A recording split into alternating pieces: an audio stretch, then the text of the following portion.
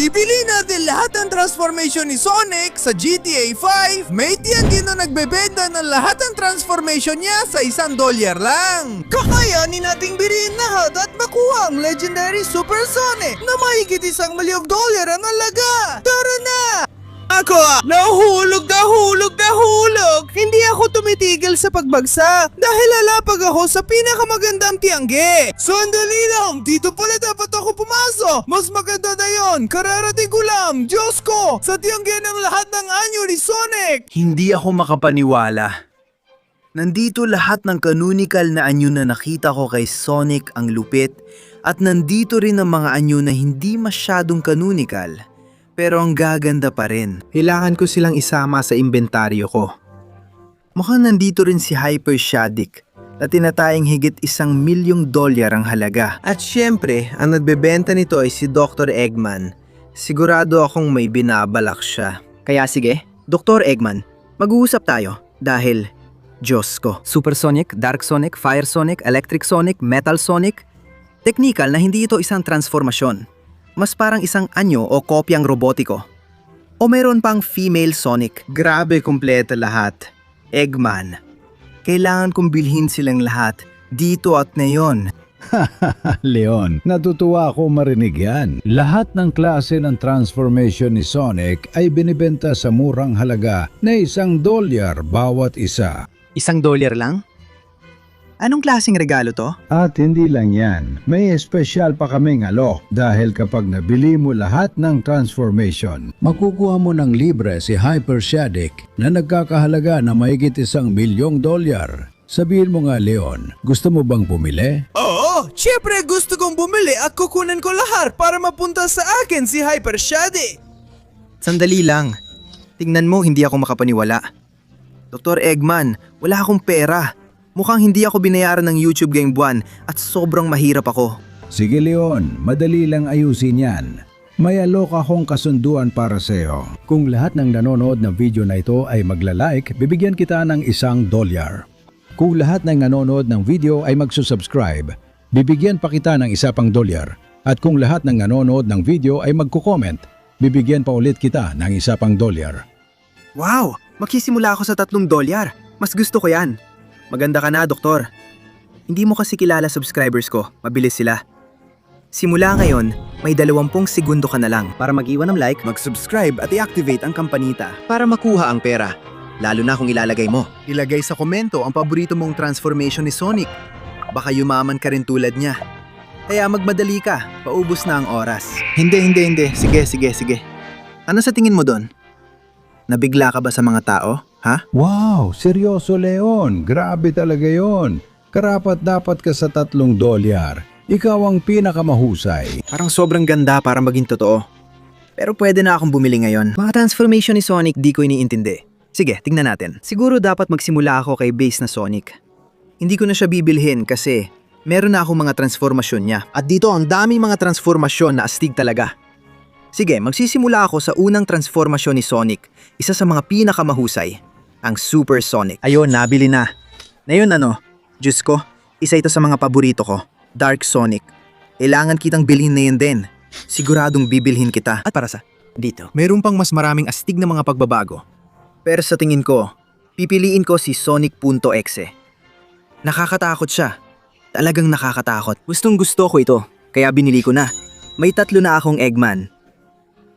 Gagamitin ko na ang mga pagbabago ko para kumita pa at bibilhin ko kayong lahat. Makikita mo. Tara sige. Mga mahal kong pagbabago. Tingnan natin kung anong dapat gawin para yumaman tayong lahat. Una, Dark Sonic. Gamitin mo ang kadiliman mo para pumunta sa mga pinakamadilim na lugar. Siguradong may pera doon, syempre, ang galing ng ideya. Leon, yan ang gagawin ko para makakuha ng maraming pera. Astig ka, Sonic.exe, creepypasta ka, kaya ayokong sabihing tapusin mo lahat ng tao. Pero tapusin mo lahat ng tao. At dalhan mo ako ng pera, syempre Leon. Tatapusin ko ang lahat, pati ikaw. Oo. Magdadala ako ng pera. Medyo kakaiba yon pero okay lang kasi ikaw si Super Sonic. At gamit ang superpower mo, panalo ka sa kahit anong karera. Mas mabilis ka na ngayon kaysa dati. Kaya madali na lang ito at yaman ka. Oo Leon, sa ganitong kapangyarihan, madali akong mananalo sa karera. Ayos, kung ganon, Yaman talaga ako sa grupong ito. Tara na, simulan na natin. Sige. Nandito na ako sa isa sa pinakamadilim na lugar na alam ko. Panahon na para pumasok dito gamit ang lahat ng kapangyarihan ng dilim. At siya! Oo! Sige. Ngayon, ang lahat ng kadiliman ko ay magliliwanag na. Kaya kailangan ko magmadali at maghanap ng pera sa dilim ng lugar na ito. Tara! Siguro kung dadaan ako dito at susundan ang lahat ng mga daang ito, baka may daan dito na wala kang makikita. Sigurado ako na sa dulo, makakahanap ako ng pera. Laging itinatago ng mga tao ang pera sa pinakamadilim at pinakatago mga lugar na meron. At aba, mukhang ito dito, may pader sa harap na walang daanan, ano? Sigurado ako may perang nakatago dyan. Sige na! Tara! Bubutasin ko ang buong pader at makakakuha ko ng pera sa ganitong paraan. Oo! Sige. Panahon na para tingnan kung totoo nga. At totoo nga, dolyar yan. Kunin ko na to. Babalik na ako. Siguradong matutuwa si Leon na may dolyar ako para sa kanya. Oo. Panahon na para maganap ng dolyar at lubusang sumpain ito. Siguradong may tao dito. Kahit na lahat sila ay nagtago na mula sa aking kasamaan at kapangyarihan. Tara! Aba! Isang bus, ano? Sakto ito para simulan kong gamitin ang aking kapangyarihan at maghasik ng kaguluhan. Oy, may dolyar ka ba? Wala eh.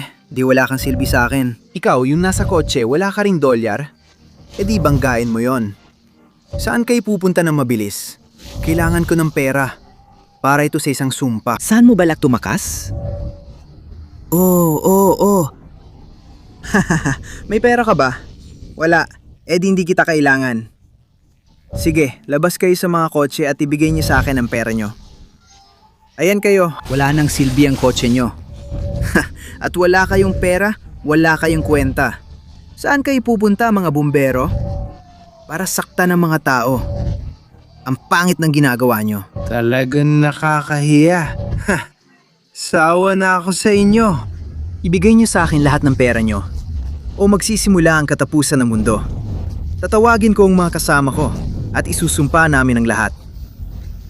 Kumusta, senyorita? Pakiramdam ko may dala kang pera, di ba? Oh, $1. Maraming salamat. Dadalin ko ito kay Leon. Siguradong makakatulong ito sa masamang plano. Ayos. Handa na akong manalo sa karera at ibigay kay Leon ang premyong $1. Literal na imposible na matalo mo ako. Ako ang pinakamatinding robot.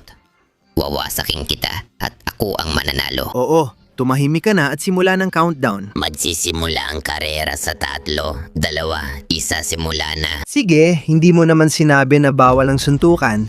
Kaya ilalabas ko ang aking lakas at ibibigay ko ang lahat. Oo, akin ang karerang ito. Oo nga.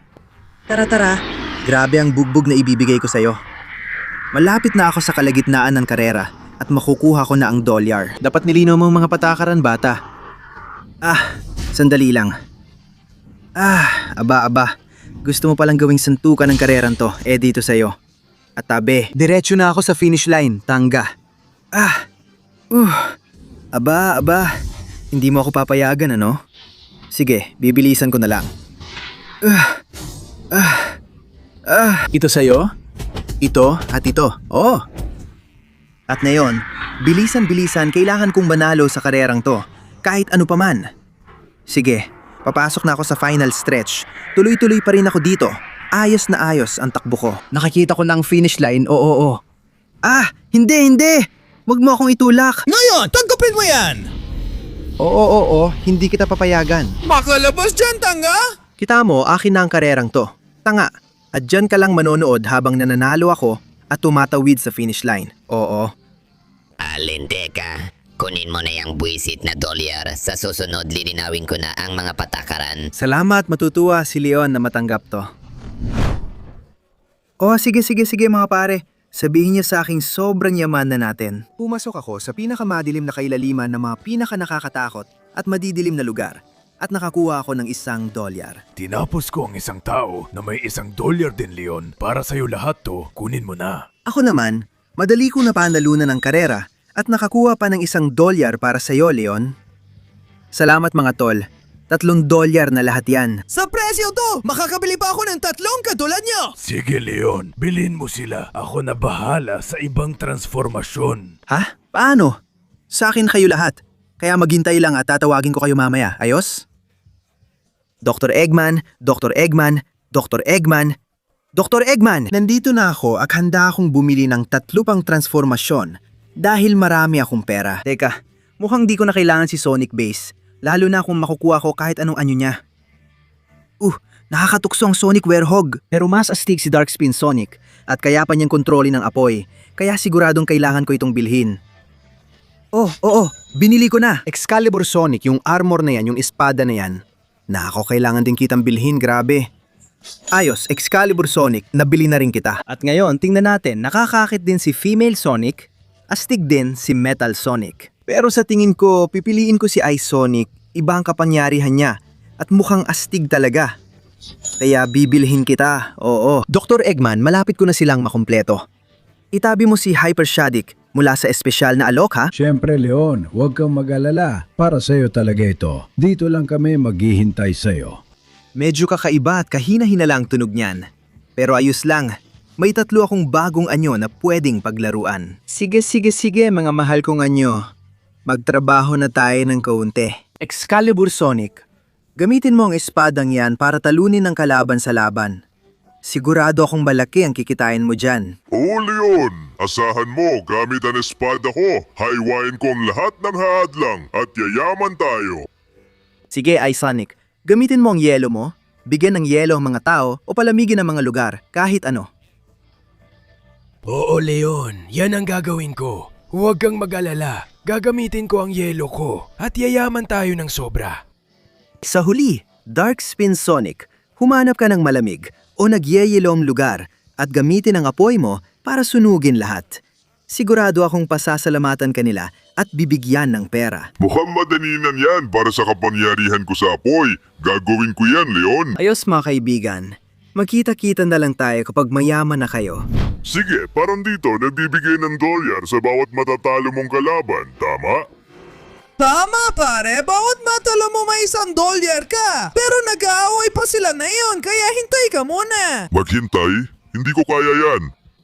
Ay ang dalawa, umalis kayo sa daraanan ko.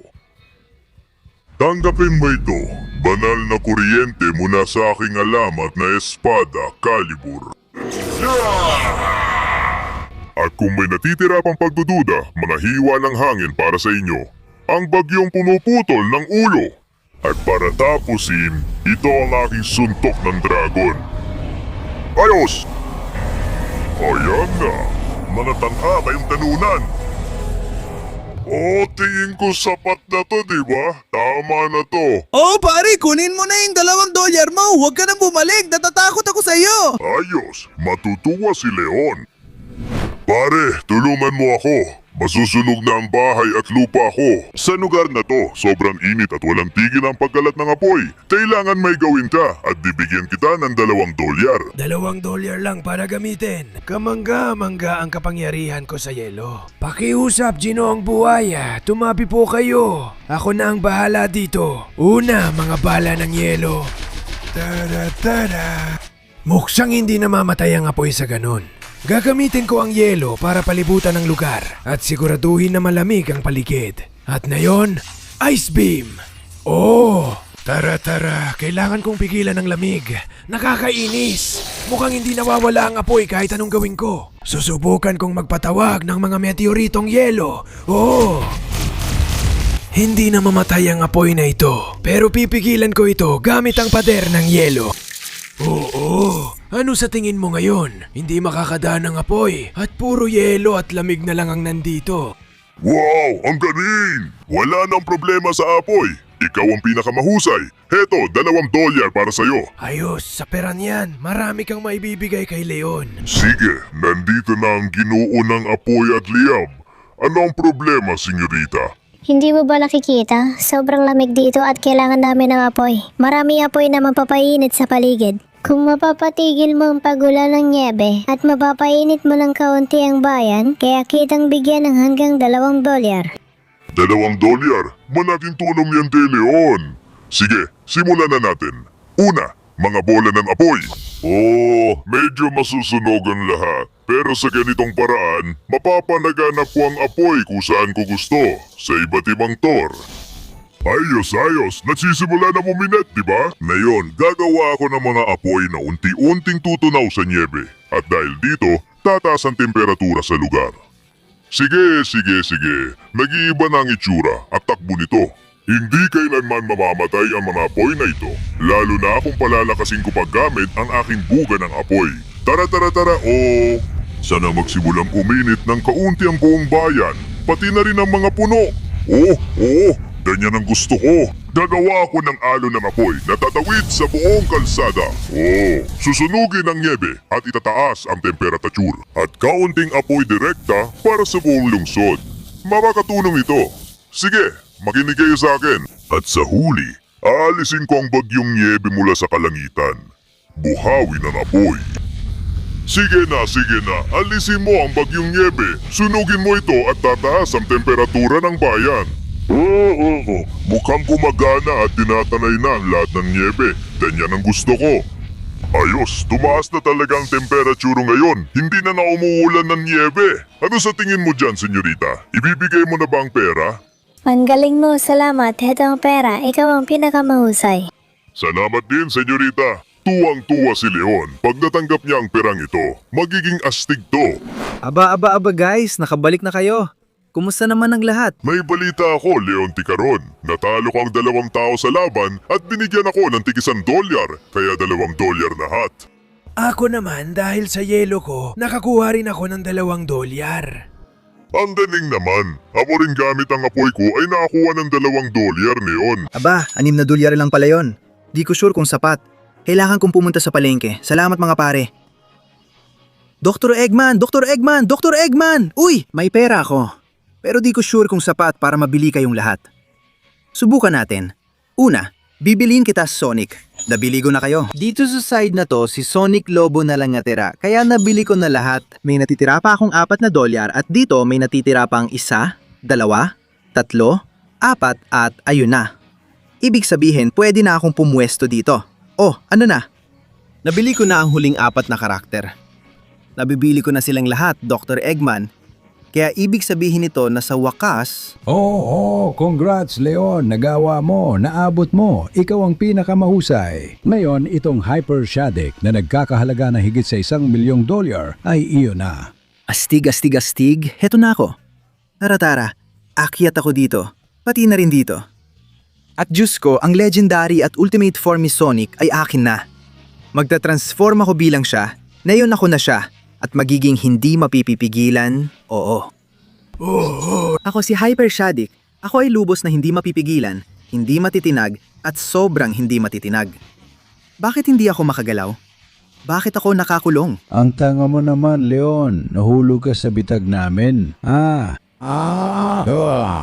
Oo, mula pa sa simula, ito ay plano ng amo. Ako yun. Mula nang tinanggap mo ang pera ko, Leon. Napailalim ka na sa sumpa ko. Ngayon, napakalakas na ng kapangyarihan mo, pero hindi mo na magamit. Kaya dinala ko ang mga pagbabagong Anyoko.exe at ang tanga-tangang si Dr. Eggman para gamitin sila at tapusin ka na ng tuluyan. Hindi maaari, napakalakas ko. Ako ang Hyper Shadix na alamat, pero hindi ako makagalaw. Hahaha. Mayroon ka bang huling mga salita bago ka namin wasakin?